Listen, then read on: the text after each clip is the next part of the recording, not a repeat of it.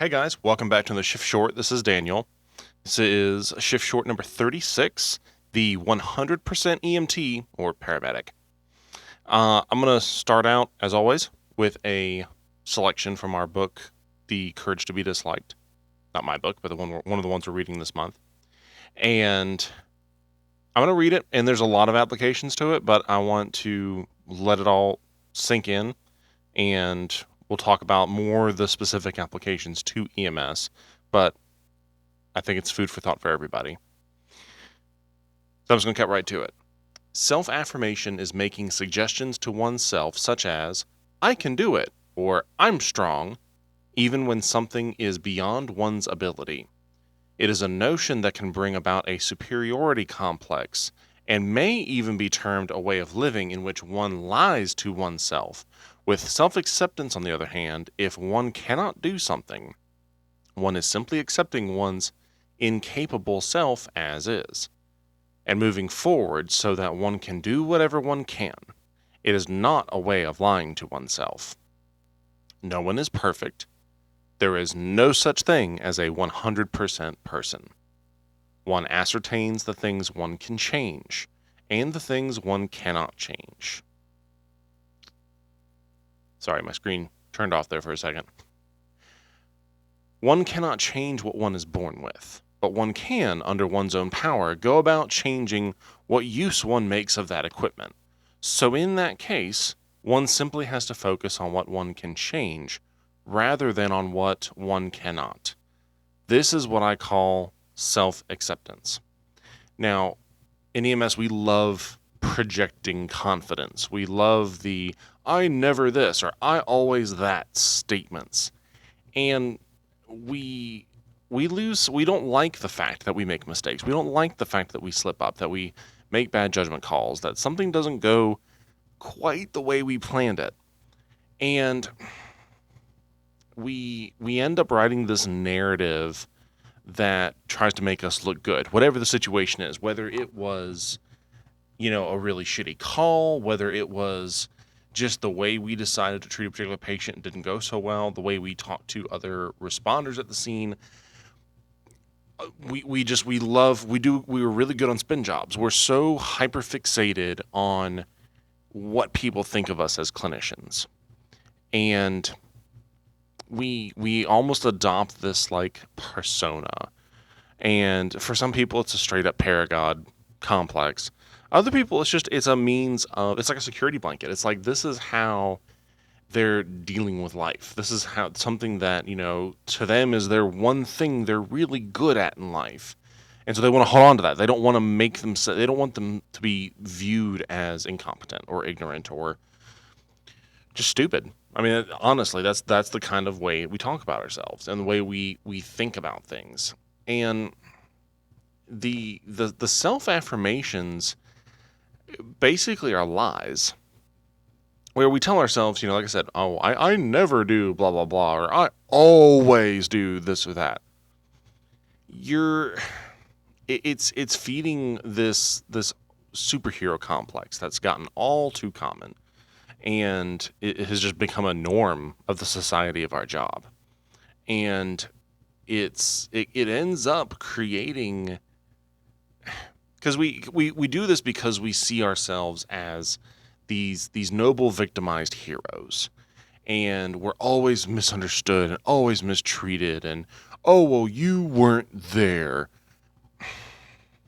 Just it creates this vicious cycle of cognitive dissonance, because what we're telling ourselves and other people about ourselves isn't matching up with reality. It's not being held up to what's actually happening.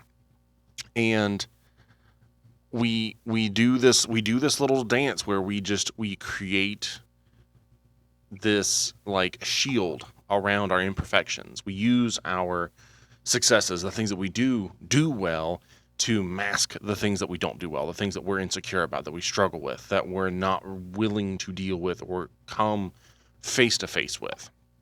And don't get me wrong, I mean, self-acceptance should never be used as an excuse not to improve. You are human. You're going to mess up. It's It's part of life, and not just at work, but at home too. You're going to have shit go wrong at home. And self-acceptance, it's not like it's this stagnant, like, oh, well, this is just me. This is just who I am. You need to accept me. No, you need to accept you, number one. I don't have to accept shit to start with.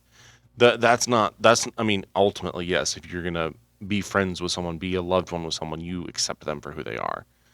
But ultimately, you need to deal with your self-acceptance. Other people accepting you is not going to make you accept yourself. Forcing other people to accept you, to affirm you, to fluff your ego is not actually going to help. It feels good. It's a dopamine hit. If it's great in the moment, but it doesn't hold up.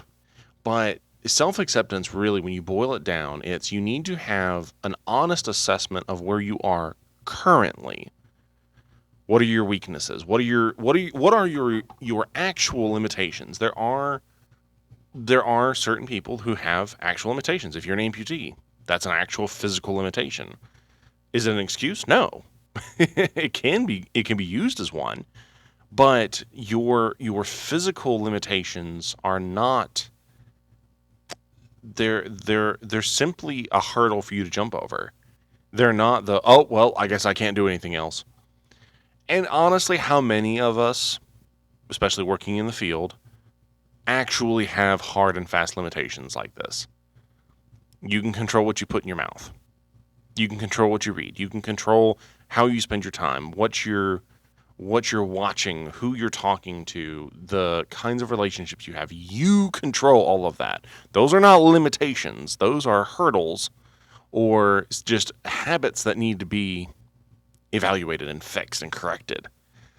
So self-acceptance is one part knowing where you are and being honest about where you currently are.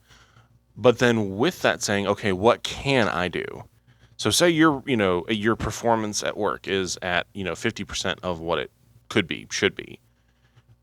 All right, you don't need to like overnight suddenly say, oh, well, I'm going to be 100% in everything. That's not how it works. You make incremental increases. Look for your weaknesses. What are the things you're weakest on? Then go pursue those things step by step. Get better at them. Acknowledge them and talk with other people about them. And grow through that. Because as humans, we're not supposed to be perfectionists. But we do need to grow. We do need to be constantly evolving. Because if you're not growing, you're going to become sickly and miserable and die. And you're going to die alone and sad. And there's no need for that. Sorry, that was the ice maker back there making that sudden noise. Nobody's breaking in. If you don't grow, I mean, we're all going to die eventually. But if you're not growing, you're going to die way earlier. Way, way earlier. And you're just going to be a ghost on a truck. You're going to be a ghost at home. You're going to be a ghost to your kids. And that's not right for anybody. That's not fair. That's not healthy. That's not what we were put here to do. Whatever your purpose is, whatever it is that makes you happy, that makes you feel satisfied, that gives you some sense of meaning in life, you need to figure that out. You need to find that and make peace with that and pursue that. That's not someone else's job. And that's a lifelong process. That's something you'll never stop doing. So don't get so hung up on getting people to affirm you. That's not good for your mental health. That's not good for your well-being. Sure, like we talked about, well, you'll see it in this next episode, the next full episode that we release. Michelle and I talk about, the importance of your love languages and knowing what they are and having those needs met. Yes. But to just live an existence where you need the affirmation of other people all the time, even in a passive way, even if you just want to be able to stand up and brag about yourself and just have people listen to you all the time, and if that makes you feel good about yourself, you're not actually going to be happy. You're not actually going to be healthy. You're not actually going to be significant because everybody's going to see it for what it is. And most of the people that I see especially the older people who are like that, they tend to be very isolated. They tend to not actually have a lot of good, healthy friends. They don't tend to have a good home life. They tend to be kind of miserable. So think about that. Think about that while you're managing your health, your mental health. What kind of story are you telling people about you? And is that true? Is that part of who you are? Do you honestly accept who you are? Do you accept the flaws, the quirks, the mistakes, all of it, and embrace it and carry on with it and let people think you're weird? Okay, cool. That's what you should do. You should accept those things. It doesn't matter what anybody else thinks about that. So, and if you mess up, you do a whole lot more for yourself by owning it and accepting it than trying to hide it and lie about it and trying to do a spin job on it. So just don't own up, own up to it. There we go. Those are the words. Learn to accept who you are, where you are, and what you need to do to get to better, to be better than who you were yesterday. Grow or you die. That's all I got for you guys tonight. Be safe. I'll talk to you next time. Bye-bye.